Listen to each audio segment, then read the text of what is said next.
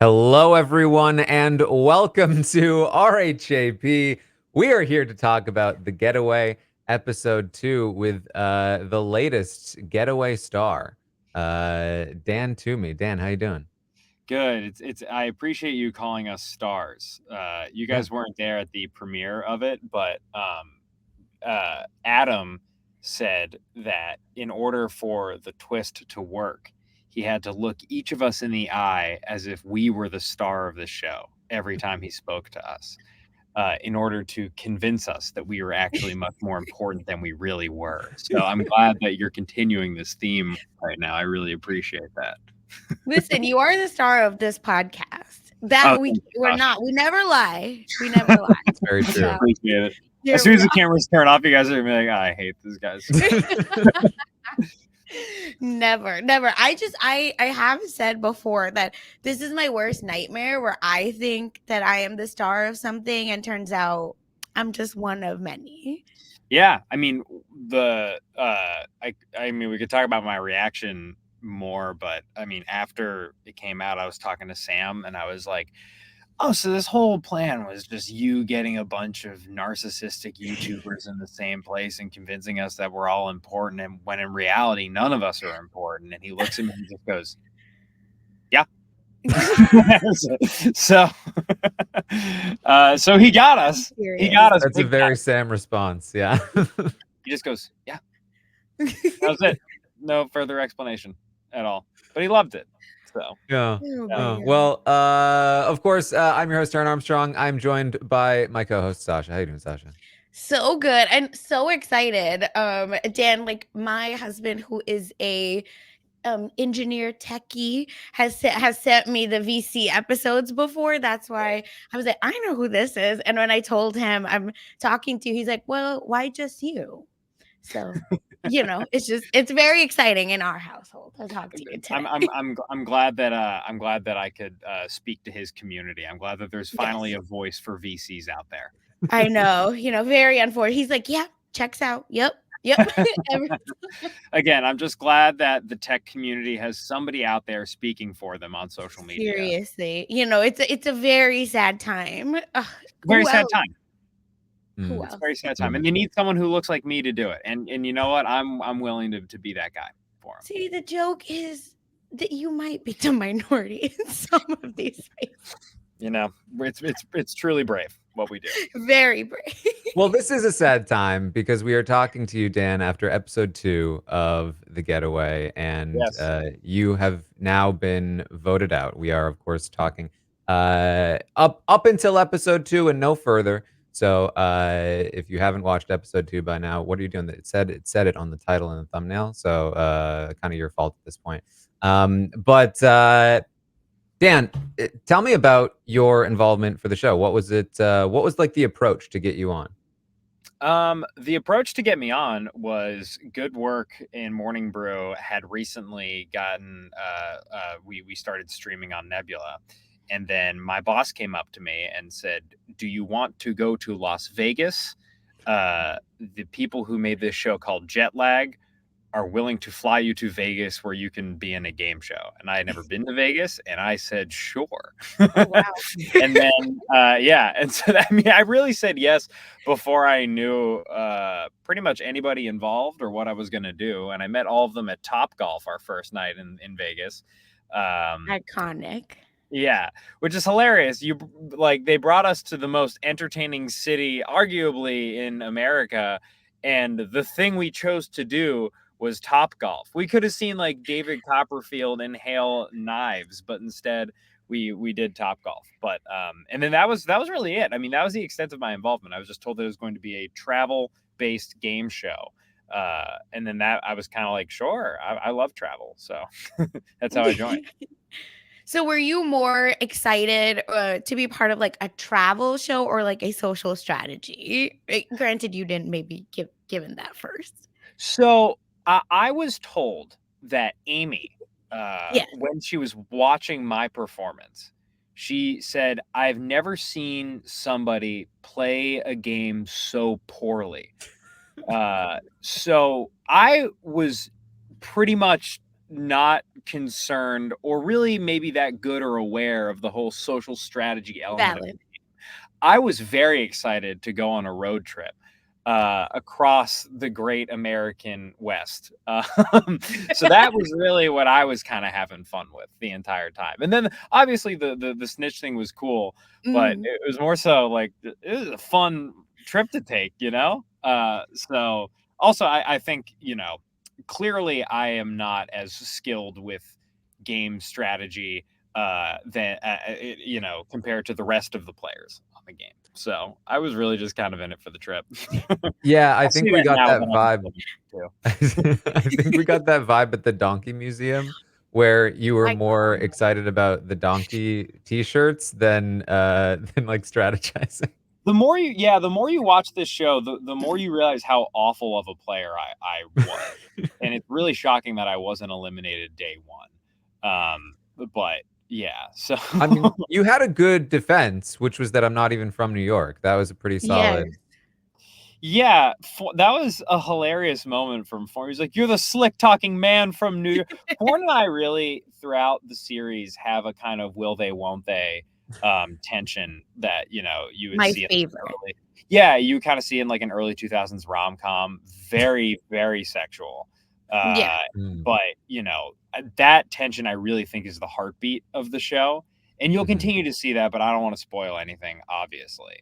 So I'll just leave it at that. Listen, Good to know. enemies to lovers, my favorite trope. Yeah. So I'm Yeah, here yeah, for yeah. it. So Can't wait. I also have to list first. I must say, we between us, I think, have watched almost every reality TV show there is. So you are not the worst player to ever play, and Yeah, that's very true. that's I can thank you. say that with like a stamp of approval. Thank you. That really well what's funny is that like I'll scroll through the Reddit comments and I hadn't seen jet lag before Oh, okay. the show started and I didn't realize how into game strategy all of their fans are. Mhm. They know it and I clearly don't. So it must have been, I don't know, like watching this must have been like you're watching an NBA game and like just some guy gets on the court and it's just dunked on by everybody and is like Ronnie? No, I'm just flailing. kidding. I'm Yeah, kidding. no, like kind of. I'm not even somebody's son though. You find out I'm saying. True. No Uh, nepo baby. I know I have all the makings of one, but yeah. So I it's really funny. Just all the Reddit comments are like, Dan sucks at this. Like very clearly, that became evident, and you know that's kind of why I'm here now in the Getaway hell. Just kind It of you know giving a recap. Yeah, it was. I thought it was very fun and definitely Yes. entertaining to watch you again in that donkey museum. Like the first time, basically, you're confronted with like people are going off and talking alone, and they're discussing the vote, and they're making alliances, and you're. To me, it was like you were like watching, being like, wait, they're actually doing this, like. You guys don't understand what it was like in the museum. What happened was this is what the museum is like a room. It's not big. And so the idea that groups would be strategizing 5 feet away from each other, what happened was we all entered in and we have been shuffled around the entire time because again, to keep like the to keep the twist, like to make sure that none of us we were babysat constantly. I don't know if like Mhm. Matt told you this already, but they had like a member of like the Getaway Illuminati like with us at all times, so we wouldn't talk about anything. So then when we got to the Donkey Museum, which again is just a room that I love, it's a great museum. I encourage everybody to go. Uh, we entered in, and then Adam just like goes, "Okay, now just mingle around everybody and like maybe strategize. I don't know." So I was saying there like, "What the hell?" And then Steven and Georgia just start to form like the USSR over there. And then the rest of us standing around are like, what the hell is going on? So it was such a warped experience. And as somebody who clearly is awful at games, to me, I was just like, what is happening? I probably should have strategized a bit more, but I thought it was more apt to just kind of acknowledge how strange the entire vibe was. But yeah, but this is so that's a little bit of a behind the scenes of what that was actually like. Very stressful. Very stressful. Yeah, it was I really enjoyed because like again we're used to watching these like social strategy games, so it was very fun to see somebody who was like sort of approaching it with fresh eyes, almost like this is absurd behavior what we're doing here. Yeah, I really should have studied I've never seen Survivor. I've never seen any of these games. So I really was going in there as somebody who's like, why are you all being so mean to each other? Like, Oh no.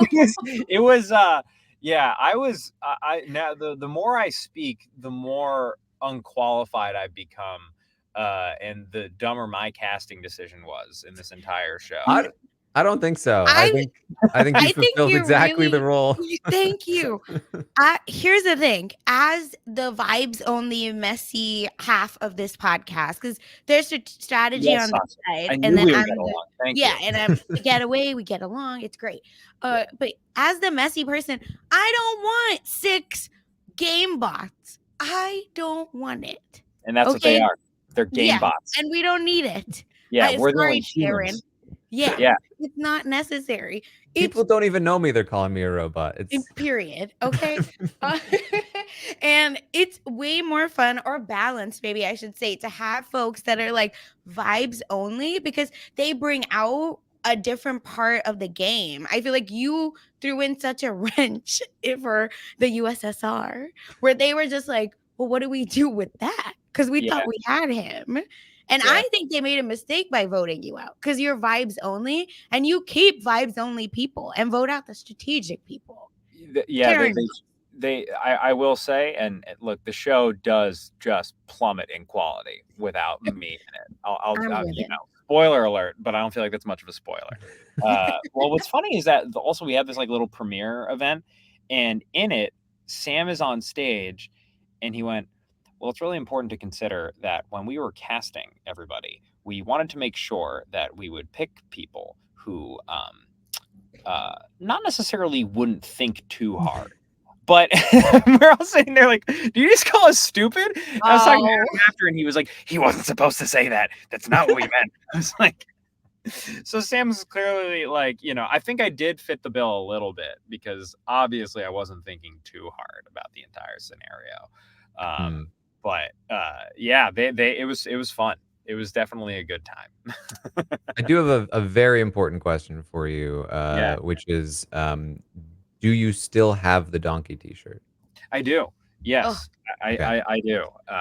It's you know, it's framed, Yeah. and it will confuse my grandchildren. You know, my grandfather had a Purple Heart, and I have this, and I really think that those two are like the same thing. You know? Yeah, you I were think wounded in Donkey there. Museum is harder. Yeah, I Okay? think We that were stuck in one room. my kids will know I was a Democrat first and foremost, and Not second, Republican. Yes. not yeah, right.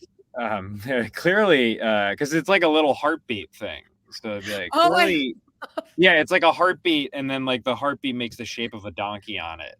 So like my ancestor, like my I don't know, like my grandkids or my great grandkids will be like, so he had I don't know, valve failure, and he was a Democrat. I don't know what this T-shirt's trying to tell us, but that's my legacy that I leave behind.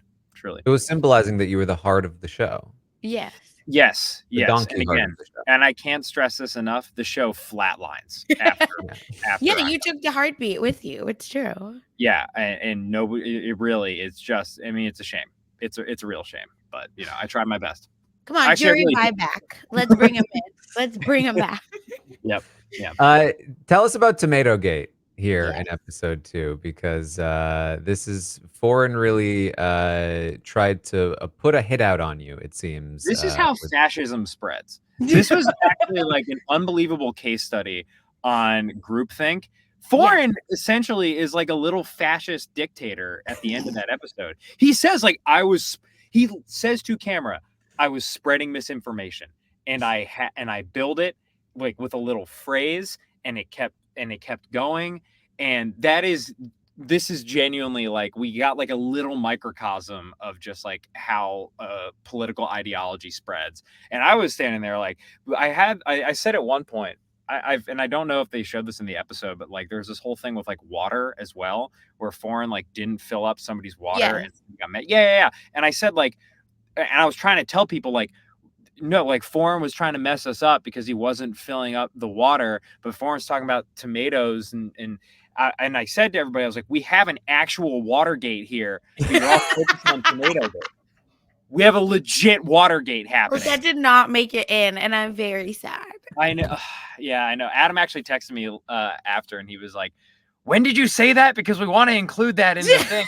But I, it didn't make it. But I was furious over, the misinformation that was spread about me. And, did it make me a little bit more attracted to Foreign? Yes. Like any charismatic fascist leader, you're like a little bit attracted to him. But it was certainly a way to eliminate me. And it just shows how quickly groupthink can spread. And as we all learned, it's just vibes too. Like everybody was like, oh, is this just the most realistic way I can eliminate someone and be safe?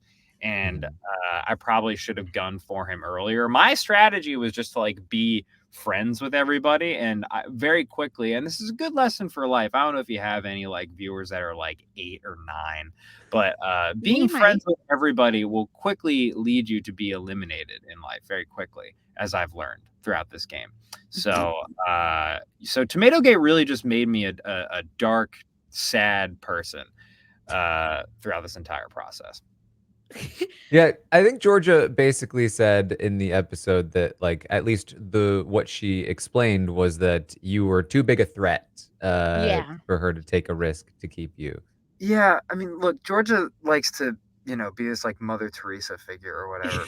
Like, she'll say stuff in the sweetest, most angelic, coquettish voice, but it's also so cutting. She's like, she'll say like, I love Dan, he's great, but at the same time, I think he's a conniving demon, and we need him eliminated. And so like, she really did kind of like George and Lenny me, like in Of Mice and Men. She just kind of took me out, and like she pointed me towards the rabbits, and then she took me out. So yeah, she's conniving. And we love that for her. I must. No, and I love Georgia. By the way, yes, it's just unfortunate you were the sacrifice. Yeah. It really was. But it was just such a funny way where you can just like, she's like verbally like putting a pillow over your face. She's just like, this is time to go. Like every time she talks about elimination, she talks about like putting like an old dog down. She was like, it's more of a crime that we keep him for this long. It's really his time. And you're like, okay. There's also a really funny moment that wasn't on camera, but like at one point, because George is a licensed therapist, and she was in a van of dudes, and when we were there'd be like hours that we would be driving and the cameras weren't rolling, and we would talk. And at one point, Georgia was talking about like the benefits of therapy, and slowly every guy, like you can tell, was just like trying to get a free therapy session from Georgia, because we were like, hypothetically, like if some guy were to have like problems like with their dad, how would you go about it? And she would be like diagnosing us the entire trip. So like we all put so much trust into Georgia. And she was just so kind to all of us that like, she skated through very easily, because, she was just somebody that's very easy to open up to and a very kind heart. So, she's the best, but she is also very conniving.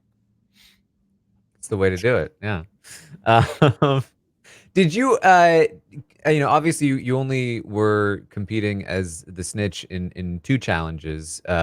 Did you ever have any moment of like, this is me actively sabotaging, or were you still just trying to like, or did other people beat you to it? When I tell you I was really bad at this show, guys, if you have any questions, that's like, so were you trying to stretch? The answer is no.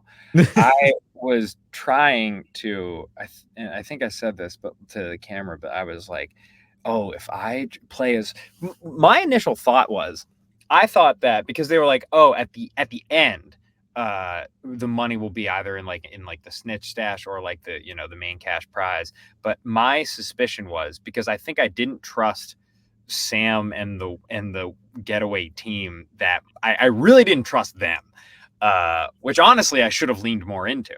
But I thought that at the end it was going to come down to probably like the snitch and whichever other person wasn't the snitch, because I thought that they were going to want to keep the snitch in for as long as possible. And then I thought it was ultimately just going to be like the winner takes all the money. Like ultimately all the strategy was just a way to get everybody else eliminated, yada, yada, yada. So I thought like, oh, I'm just going to play these games as well as I can for the team so I don't get eliminated, which ended up costing me my position. But I was just trying to be a team player, guys, and that ultimately cost me. Again, I feel like we're learning some very dark lessons about life throughout my story of this show. But genuinely, I was just like trying my best at the game. There's like a scene where I like throw his sandwich away, but that was just because I was stressed and trying to like get through orders as quickly as possible. So any attempt that the editors have at making me look like I was trying to sabotage is just like they're just tossing me so many bones. They're really just like, maybe he wasn't that stupid, but I was. Well, hey, listen, you did have a moment of genius strategy on this show, and that was the ice cream in the pancake batter. Thank you. And it brown was pancakes. Yes. Thank you. That I'm not kidding. That is that's as good as it gets on this show. That's the best, and that's the best moment that any player had. But I was very proud of that. In fact, off camera, I emphasized quite a bit how smart of a move that was, to the point where people were like, we get it. But yeah, that was Tristan who I served the pancake to. And when we got those points, I was kind of over the moon. To the point where I didn't think I was going to get eliminated later that day. But I was very proud of that. And I appreciate you. I appreciate you acknowledging that. Thank you. Yeah, I also wanted to point out, you do at one point say, when you're watching Foreign, you say, are we all the snitch? Is that what's happening? Do so I don't. Yeah. I went back and rewatched the episode because I think you just couldn't believe how like ridiculous this man was, throwing water on people's faces, just tomato gate, et cetera, that you're like, are there more than two? Or I think you said, are they two snitches? At least. Yes. Yeah. And the water pratfall in the beginning, I was like, what the hell? I just thought Foreign was really bad at his job. I was giving him too much credit, or maybe not enough. I don't know. But I probably should. I should be a more suspicious person of my colleagues, but I'm not. But moving forward, I won't trust anybody now. This is going to have a severe impact on all of my personal relationships, and I'm okay with that. As most reality TV does. So yeah, do you guys see this like tear people apart at all in like real life? Yeah, certainly. Really? I mean, there are winners of shows like Big Brother who will like get home and feel like, oh, my my two friends are talking over there without me. That's not good. I need to go and make sure I'm in with them, unless they're, so that they're not conspiring against me. Prime example of the Donkey Museum. Yes. Exactly. See? Can't let them form the USSR. Yeah. Again, this is like, and it really is much more of like social strategy and like game theory than I expected. Clearly. But yeah, it really just like it put my trust issues through a blender for sure. It was fascinating to be a part of. They asked us at the end, they were like, would you do this again? And we were all like, no. I wouldn't. No, hell no. That was terrible. Don't make me do it again. Oh my gosh. If they did it again, would it be nobody's the snitch? Yeah, right. And everybody, that would be hilarious. That would be so funny. Oh my god. The funniest part was in the first episode. I think it was Foreign said this, but he was like, I'm definitely not the snitch because I'm the only black guy. Yeah, that killed me. I was like, genuinely, that's a great argument. It was a really good argument. I tried to make the same one off camera, but I think they cut it. Yeah. But it was like Foreign and Georgia. I think we were all like, if we eliminate either of them first episode, that's crazy. So we can't. I want to say you've already surpassed 90% of reality TV episodes. Because the person of color, the woman, the older person. That is normally what actually happens. First. Yeah. Yes. As an Asian, I would never go on these shows because I know Asian women out first. Really? Yes. No way. Asians, we are called sneaky. All the like weird stereotypes you can think Actually, of. though? Yeah, this is like real. Whoa. Like there's a in this show, the first two guys are Matt and Dan. Yeah. Matt and Dan are just the JV version of Dave and Buster's. Wow. I've been watching Flava of Love. I don't know if you guys have seen that show. Are you kidding me? I grew up on that show. Yes. Oh, okay. So I've been watching that. Which season? The first one. We can just talk about that for the rest of this. Please. But that one, he eliminates a lot of people first round, I guess. So yeah, there's not really many racial dynamics going on there that like. Flava is a man of the people. Okay, very much. What do you mean? He's on time. He got the clock. Oof. He's on time. He would never bias against anybody's race, I think. No. So if we can leave this episode with anything, is that Flava Flav is not a racist. Well, you may be prejudiced, but yeah, I don't think when you may prejudice, but yeah, you can't. Listen, you met New York for the first time. What was that? You meet New York, right? Season 1, or is she season 2? I forget. I don't know. Oh, you can't forget her. So yeah, she's just not here yet. Is my point. Okay. All right. Maybe. Yeah. Anyway, right. I'm sorry. I didn't. It's fine. We'll talk offline. I apologize. Okay. About my queen. Dan, is there anything else from your time on the show that maybe didn't make the episodes or like that you've taken away? I mean, what I will say is that I make a lot of jokes about how like the show plummets after my starring role is eliminated, and I'm not gonna lie, it does. But I will say there's a lot of fun stuff that I got to be a part of after. That the entire experience, like all jokes aside, was actually very fun, and you'll see that in future episodes. So there's a lot of stuff that made it certainly worth it for the eliminated contestants after. But in terms of things that like didn't make it, I mean, I think the group therapy session with Georgia was so funny and such an example of like dudes just confiding in the one female that's there, who's just like willing to just hear everybody's trauma and like be a patient ear. That was really funny. I don't know. Did Matt tell you about the how like the van that we were in was like very likely to catch on fire at all times? No, I don't think so. Oh, dude. Say more. Yeah. The first day, Robbie, the guy driving the van, who's the best, we love Robbie, was like, he's like, by the way, this car is incredibly flammable. So we have 6 fire extinguishers, and the person who is sitting, my job was to close the door because I was in the back. But the person in front of me, who I think was like, it was either Georgia or Patch, their job was like firefighter. Like there was 6 little tiny fire extinguishers that were like strapped to different parts of the van because the van was old.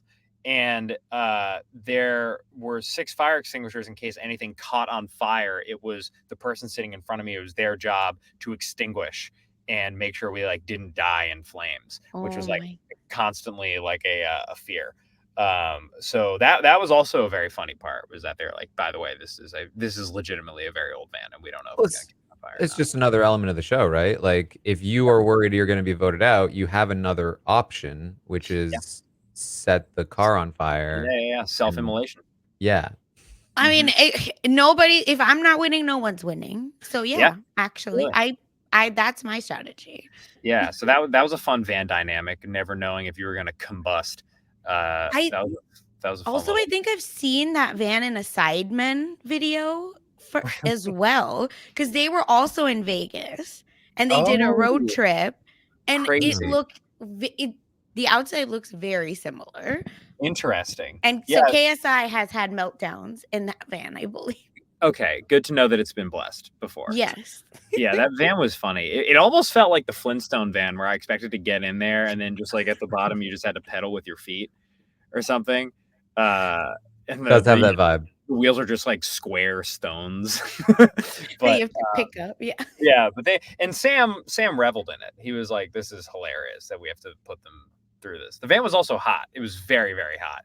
And like I had to wear a sweatshirt, and like the The purple shorts, by the way, I have to apologize for any leg that I've shown throughout this series. Sex sells. It's Normally great. I make people pay for that type of content. Oh, But Sam was like, Sam and the whole crew were like, the purple shorts look great. It was almost like how like high schoolers bully a middle schooler. Like, no, we're not laughing at you. We think you look super cool. I'm done. So that was as soon as I saw like the first like clip of the episode, I was like, Jesus Christ, I did not look as cool as I thought I did. So that was all very fun. Listen, I've been there. Shorts on camera can be tricky for sure. Yeah, man. I mean, we're both pale boys. Yeah. Yeah, it's like you start to feel good about your skin, and then you see like a photo of yourself, and you're like, Jesus, like, just awful, man. Like, yeah. So, Welcome to being a woman 24/7. Yeah. I'm with you, Sasha. I mean, I really don't know, but I got like a little bit of an inkling of it for sure. I appreciate the solidarity. Sasha, any other questions? No, that was it. Yeah, the foreign one was my biggest question. So this is exciting. Yeah, it's a big will they, won't they with me and yeah. Please, I'm enemies excited. to lovers. When? Tune in. The tension is palpable. The thing is, Dan, next time you ever feel like you want to see like a really strategic season besides Flavor of Love, because listen, you're gonna be blessed with New York soon. No, that's game theory for sure. Yeah, but next time you want to see a really ridiculous cutthroat season, you call us, and we're gonna watch it with you. That would be. There's no way I would rather spend my time in San Diego. For sure. Period. There you go. Yeah, we'll watch an entire. We'll watch Big Brother 10 together. Oh my god! You want fights? Really? So people fighting on their birthdays. This is so funny because I've literally never watched any episode of reality TV. So you put me on, guys. This sounds great. I would love to see other people mentally implode like I did on camera. Oh, listen, you'll watch them implode. You'll learn up some social strategy, and then Getaway 2. I just come back and I'm just the worst. Yeah, you're gonna be like, you better not. Yeah, I would love to do that. Iconic lines. I would want to like see Steven just like cave. That would be great. Just on his knees. That'd be awesome. We'll teach you how to fight. I got you. I think that I can really. That's my expertise. That'd be great. Thank you, guys. Yeah. All right. Well, Dan, thank you so much for joining us here today. For those that are not following Dan on YouTube, you should be. You want to explain what your channels are? Yeah, the channel is called Good Work. It is a channel where we talk about business news and other things. Our most recent episode was on Zin. We have a new episode coming out next week, and I play like a kind of like a deranged news anchor who doesn't have a studio and just kind of stalks the streets and garbage of New York. So it's please watch it. It is my life's work up to this point. So I have nothing else to hand over to my children besides the donkey. Yeah. And it's really funny. I would recommend. Yes, I can personally attest. I've been a fan of his channel for a while. It is very, very funny and also at least a bit informative at the same time. So it's a great combo. Hell yeah! Well, I really appreciate you guys liking it. Seriously, it's a lot of fun to make it. So. All right. Well, make sure you follow Dan over there on YouTube, and we'll be back next week to talk about episode 3 of The Getaway. We'll see if Dan and Foreign finally get together, and have a good time. Look out, guys. All right. Thank you all so much for joining us here today, and we will see all of you next time.